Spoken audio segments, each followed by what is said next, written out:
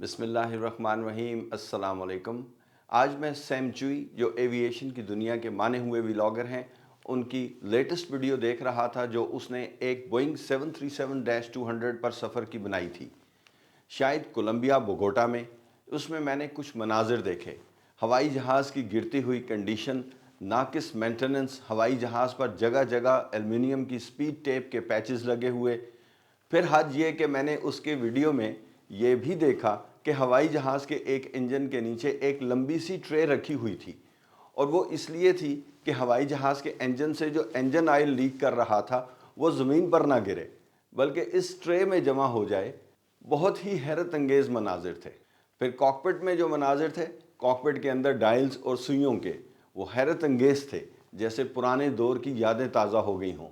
और फिर एक दफ़ा जब किसी खराबी का अलार्म बजा तो को पायलट के चेहरे के तासुरात देखकर मैं बहुत महजूस हुआ।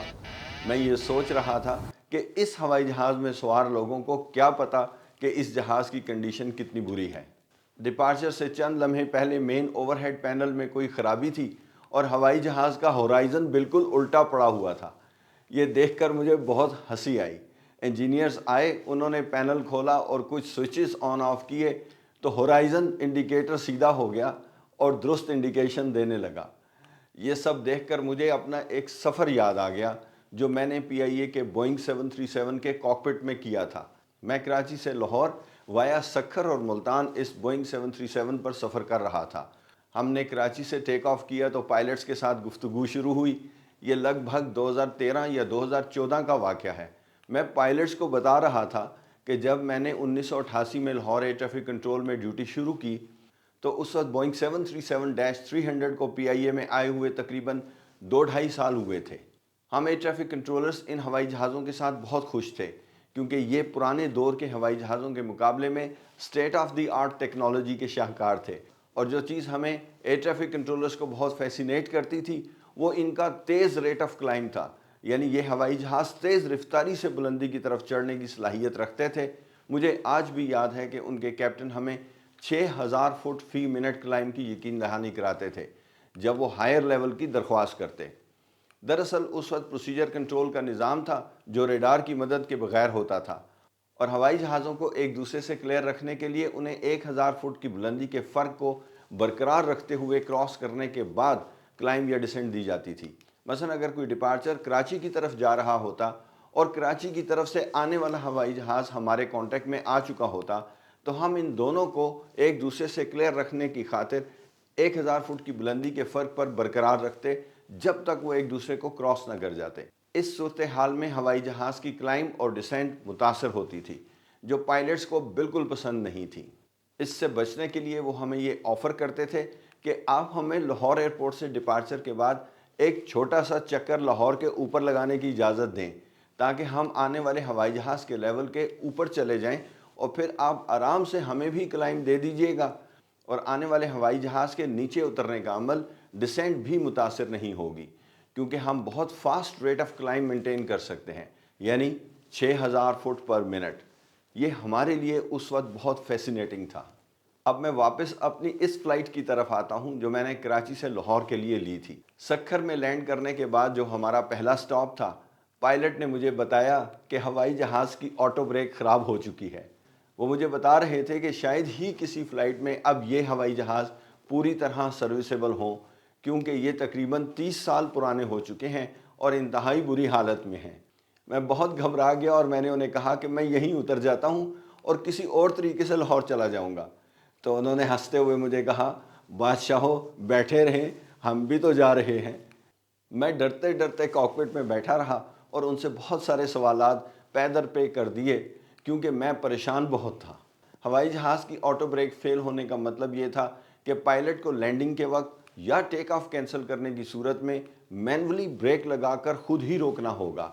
इस सूरत में गड़बड़ के इम्कानात बढ़ जाते हैं क्योंकि ऑटो ब्रेक्स बहुत मौसर तरीके से हवाई जहाज़ को छोटे रनवे या ऐसे रनवे पर रोकने में मददगार होती हैं जहां बारिश हो और वो स्लिपरी हो। गीले रनवे पर अगर ऑटो ब्रेक के बगैर लैंडिंग हो तो पायलट के ब्रेक लगाने पर हवाई जहाज़ कंट्रोल से बाहर होकर रनवे से उतर सकता है।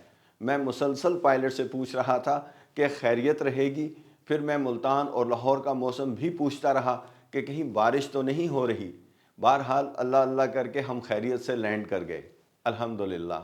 اس کے تھوڑے ہی عرصے کے بعد پی آئی اے کے بوئنگ 737 کو پرانے ہونے کی وجہ سے گراؤنڈ کر دیا گیا اور ان کی جگہ ایئر بس 320 اور بوئنگ 777 نے لے لی۔ میرے بہت سے ویورز کو آج بھی یاد ہوگا کہ لاہور سے اسلام آباد اور واپس لاہور کی فلائٹس پی آئی اے 380 اور 381 تھیں۔ ملتان آنے جانے والی فلائٹس پی آئی اے 385 اور 386 تھیں اور جو آگے سکھر تک بھی جاتی تھیں۔ سکھر کی فلائٹس پی آئی اے 340 کہلاتی تھیں۔ اسلام آباد ریڈار پر ڈیوٹی کرتے ہوئے صبح سویرے اسکردو جانے والی فلائٹ پی آئی اے 451 رابطے میں آتی تھی۔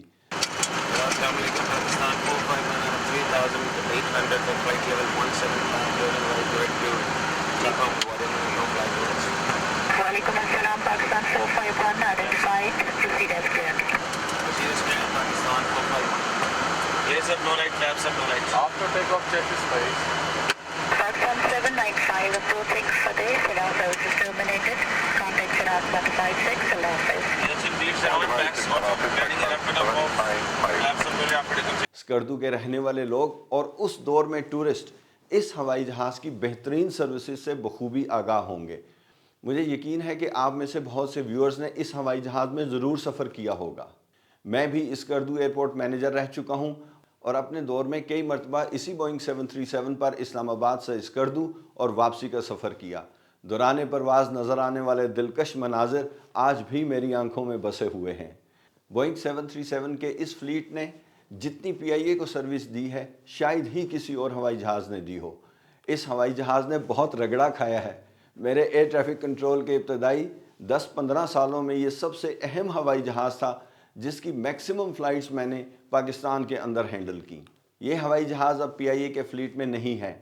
بوئنگ 737 کی یادیں ہمیشہ زندہ رہیں گی۔ وہ تیز ریٹ آف کلائمب، وہ مسافروں سے بھرے ہوئے کیبن، وہ کاکپٹ میں گزرے ہوئے یادگار لمحات، یہ سب آج بھی میری یادوں میں تازہ ہیں۔ کیا آپ نے بھی کبھی بوئنگ 737 پر سفر کیا ہے؟ اپنی یادیں کمنٹس میں ضرور شیئر کیجیے گا۔ اگر آپ کو یہ ویڈیو پسند آئی ہو تو چینل کو ضرور سبسکرائب کریں۔ آپ کا سفر بخیر ہو۔ نیکسٹ ویڈیو تک کے لیے اجازت چاہتا ہوں۔ اللہ حافظ۔